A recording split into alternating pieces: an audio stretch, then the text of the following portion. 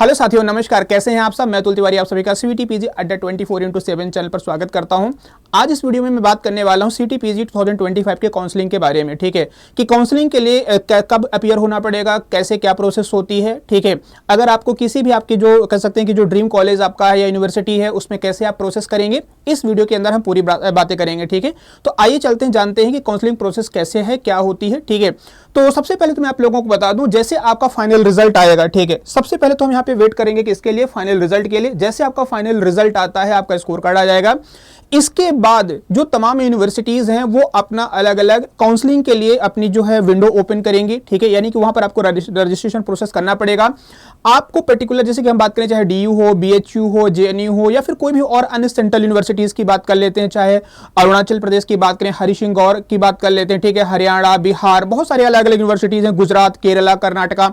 तो इन यूनिवर्सिटीज में अगर आपको एडमिशन लेना है तो आपको पर्टिकुलर किसी न किसी एक यूनिवर्सिटी को आपको चूज करना पड़ेगा। वहां जाकर के आप उनमें आपको रजिस्ट्रेशन प्रोसेस करनी पड़ेगी। इसके लिए कुछ अमाउंट भी लगता है, कुछ प्रोसेस के जो प्रोसेसिंग फी है वो चार्ज आपको आपसे करती है यूनिवर्सिटी। ठीक है, ये आपकी सेमेस्टर फी की बात हम नहीं कर रहे हैं, ये रजिस्ट्रेशन प्रोसेस की बात कर रहे हैं। जब आप किसी पर्टिकुलर यूनिवर्सिटी में जाते हैं, चाहे वो दिल्ली हो, जेएनयू हो, डीयू हो, किसी में भी बीएचयू की बात कर लेते हैं, बीएचयू हो, डीयू हो, जेएनयू हो, किसी में भी अगर आप प्रोसेस करते हैं तो आपको वहां पर कुछ ना कुछ अमाउंट आपको देना पड़ेगा। ठीक है, रजिस्ट्रेशन चार्ज के रूप में।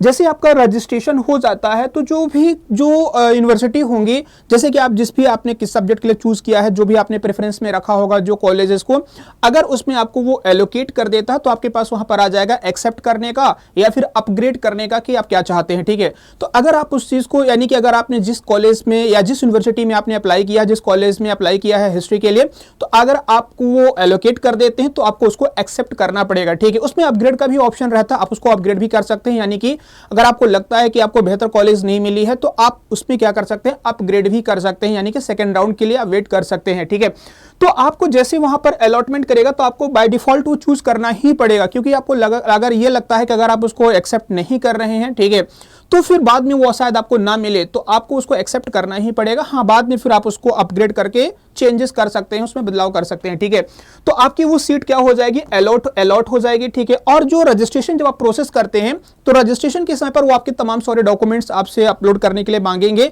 कि आप अपने सारे डॉक्यूमेंट्स ऑनलाइन मोड में आप उसको सबमिट करिए। ठीक है, बाद में जैसे आप सीट एलोकेट हो जाती है या फिर अलॉट हो जाती है आपको, ठीक है, तो फिर आपको वहां पर जाकर के आपको फिजिकल फॉर्म में, यानी कि जैसे हम आपके सामने यहाँ पे दिख रहे हैं, ठीक है, तो उसी तरीके से वहां पर आपको फिजिकल जाकर के डॉक्यूमेंट वेरिफिकेशन करना पड़ेगा। ठीक है, तो पर्टिकुलर जो भी कॉलेज आपको अलॉट होगा, जहां पर भी जिस यूनिवर्सिटी के अंदर, वहां पर जाकर के आपको अपने डॉक्यूमेंट वेरिफिकेशन करने पड़ेंगे। ठीक है, तो डॉक्यूमेंट्स की कौन कौन सी रिक्वायरमेंट होगी आइए जानते हैं। और हाँ, एक चीज और मैं बता दूं, जिसे हम बात कर लेते हैं दिल्ली यूनिवर्सिटी, क्योंकि हर यूनिवर्सिटी के अपने अलग अलग कॉलेज हैं और प्रोसेस है। ठीक है, तो दिल्ली यूनिवर्सिटी की बात कर ले, पीजी एडमिशन आप यहां पे देख पा रहे हैं। पीजी एडमिशन के लिए यहां पर अपडेट आती रहेगी, तो आप इसमें देख पाएंगे, जैसे कि सीईटी पीजी रजिस्ट्रेशन लिंक है। ठीक है, तो यहां पर आपको ना एक पोर्टल मिलेगा, कॉमन सीट एलोकेशन सिस्टम। ठीक है, यहां पर ये तो यूजी का आपको दिख रहा होगा, ऐसा ही सिस्टम किसके लिए आएगा, तो पीजी के लिए भी आएगा। ठीक है, तो कॉमन सीट एलोकेशन सिस्टम जो रहेगा ये पीजी के लिए भी पोर्टल रहेगा, जहां पर कि आप लोग जाकर के रजिस्ट्रेशन करेंगे और अपने तमाम सारे जो डॉक्यूमेंट्स हैं वो आप यहां पे अपलोड करेंगे। ठीक है,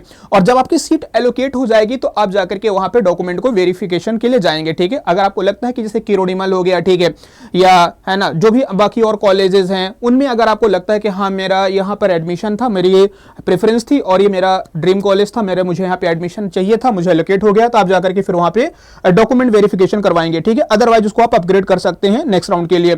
सेम अगर बात कर लेते हैं तो यहां पे बीएचयू की बात करें, समर्थ, ठीक है, इसकी जो वेबसाइट है, यानी कि जो रजिस्ट्रेशन लिंक है जहां से आप इस फॉर्म को फिल कर पाएंगे रजिस्ट्रेशन के लिए बीएचयू के लिए, तो यहां पर आप देखेंगे समर्थ। ठीक है, समर्थ ये जो वेबसाइट है, ये कह सकते हैं काउंसलिंग वेबसाइट है, जो कि कहां पर आपको मिलेगी, बीएचयू की। तो आप यहां पर जब बीएचयू भी अपनी जब विंडो ओपन करेगा, रजिस्ट्रेशन लिंक ओपन करेगा, तो आप समर साइट से जाकर के इसको यहां पर कह सकते हैं रजिस्ट्रेशन कर पाएंगे अपना। क्लियर, तो मैं आप लोगों को बता रहा हूं कि देखो पर्टिकुलर हर यूनिवर्सिटी में आपको सेलेक्ट करना पड़ेगा, आपको विजिट करते रहना पड़ेगा। ठीक है, आपको कोई ऐसा नहीं है कि मतलब एक ही जगह से आप सारी यूनिवर्सिटीज के फॉर्म यहां पर फिल कर पाएंगे पीजी एडमिशन के लिए, ऐसा बिल्कुल नहीं है। इंडिविजुअल जो पर्टिकुलर यूनिवर्सिटी है वहां पर आपको विजिट करना पड़ेगा। अगर आपको लगता है कि हाँ आपकी ये चॉइस में है तो आप जाकर के वहां से उस रजिस्ट्रेशन प्रोसेस को कर पाएंगे। ठीक है, सेम अगर मैं बात करूं जेएनयू की बात कर लेते हैं, तो जेएनयू का कोई ऐसा विशेष कह सकते हैं पोर्टल तो नहीं है, लेकिन जेएनयू में जैसे देखा है तो इंपॉर्टेंट लिंक्स की बात कर लेते हैं, तो यहाँ पर जैसे कि आपको रजिस्ट्रेशन लिंक यहाँ पर मिल जाएगी। जब भी रिजल्ट आएगा, रिजल्ट के बाद जैसे ही प्रोसेस शुरू होगी तो आप देखेंगे तो यहाँ पर रजिस्ट्रेशन के लिए लिंक आ जाएगी, वहां से जाकर के आप रजिस्ट्रेशन कर पाएंगे, है ना, और अपने डॉक्यूमेंट वहां पे सबमिट कर पाएंगे। क्लियर। इसके अलावा मैं बात कर लेता हूं, देखो कौन कौन से डॉक्यूमेंट्स की रिक्वायरमेंट होगी जो सभी के लिए कॉमन रहने वाली है। ऐसा नहीं कि सिर्फ ये एक सिंगल यूनिवर्सिटी की मैं बात कर रहा हूं, ठीक है, सभी यूनिवर्सिटी के लिए अगर देखा जाए तो ये सेम डॉक्यूमेंट्स की रिक्वायरमेंट होगी। किसी में अगर कुछ अलग हो तो वो फिर आप वहां पे देख सकते हैं, जब काउंसलिंग प्रोसेस होगी तो आपसे पूछेंगे वो, ठीक है। तो जैसे यहां पर देखा जाए तो 2 कॉपी आपको क्या रखना पड़ेगा, स्कोर कार्ड रखना पड़ेगा, सीयूटी पीजी का जो एनटीए का सीयूटी का आपका जो स्कोर कार्ड रहेगा वो आपको रखना पड़ेगा, ठीक है। यहां पे इसकी 2 कॉपी रखनी पड़ेगी, सबमिट करनी पड़ेगी, ध्यान रखेंगे।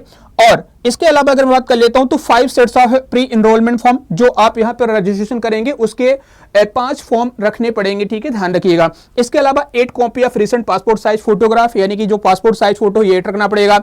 2 sets of self attested copy of matriculation, यानी कि जो आपके डॉक्यूमेंट्स की बात करें 10th 12th की जो है या फिर जो भी आपके स्कूल सर्टिफिकेट्स हैं उनकी 2 कॉपी रहेंगे और 2 सेट्स रहेंगे और उनको आपको सेल्फ अटेस्ट करना पड़ेगा, ठीक है। इसके अलावा करेक्टर सर्टिफिकेट है, ठीक है, जो कि आपके किसी भी इंस्टीट्यूशन से आपने जहां पर अगर मान लीजिए आप अभी यूजी में जहां पर भी अपियर होंगे या किसी भी कॉलेज में आप रनिंग अभी वहां पर है ना, स्टूडेंट के तौर पर है, तो आपको वहां से क्या है जो इंस्टीट्यूट ने जहां पर लास्ट आपने अटेंड किया है वहां से आपको बनवाना पड़ेगा, ठीक है। अदरवाइज आप फिर बहुत सारे प्रोसेस होते हैं जहां से आप डॉक्यूमेंट बनवा सकते हैं करेक्टर सर्टिफिकेट का।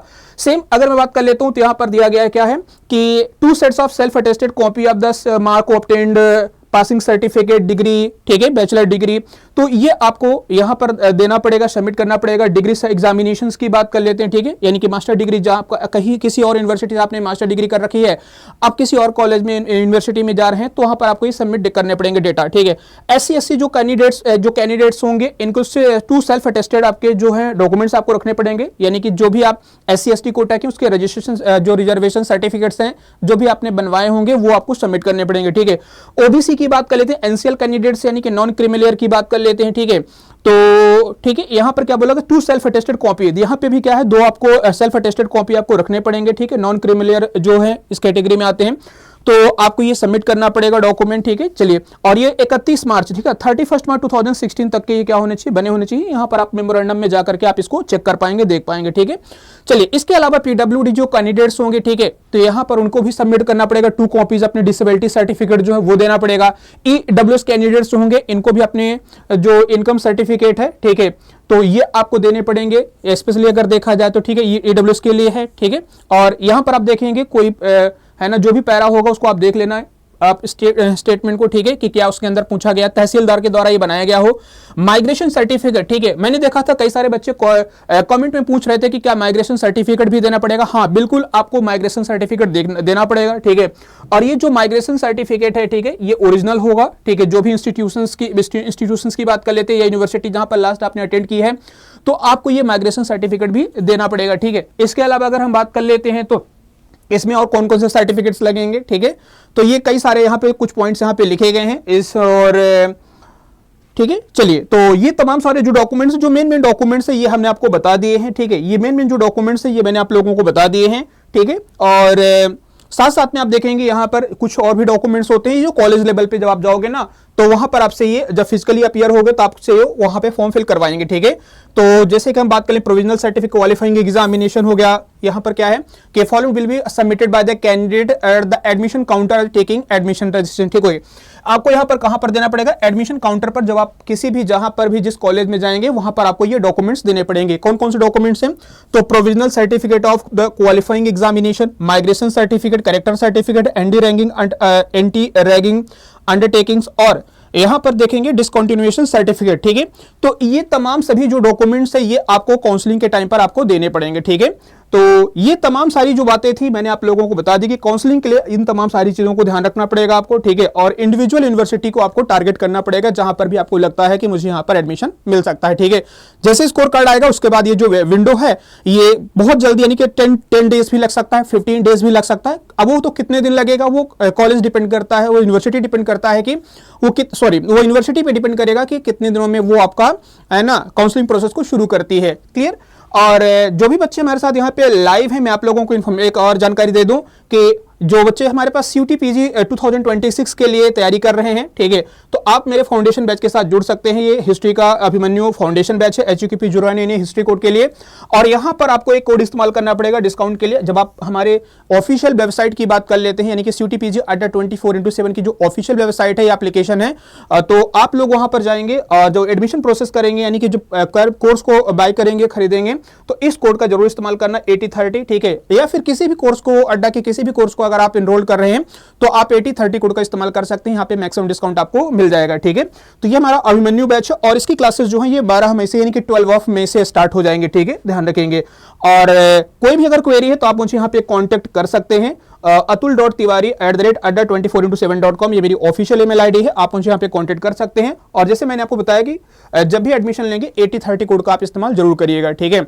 और भी कोई क्वेरी है जरूर बताइएगा। बाकी जैसे काउंसलिंग की प्रोसेस होगी शुरू जिस भी यूनिवर्सिटी की, तो मैं आप लोगों को वहां पे जरूर अपडेट करूंगा, ठीक है। और अगर कोई वहां पर कुछ डॉक्यूमेंट्स की बात होती है या क्या भी प्रोसेस होगा, जो भी पोर्टल होगा वहां पर आपको जरूर बताएंगे, ठीक है। तो अगर कोई क्वेरी है तो जरूर कमेंट करके बताइएगा। सेशन को शेयर करना, लाइक कर देना और जो बच्चे पहली बार हमारे चैनल पर हैं, चैनल को सब्सक्राइब कर लेना, ठीक है। Take care, bye bye.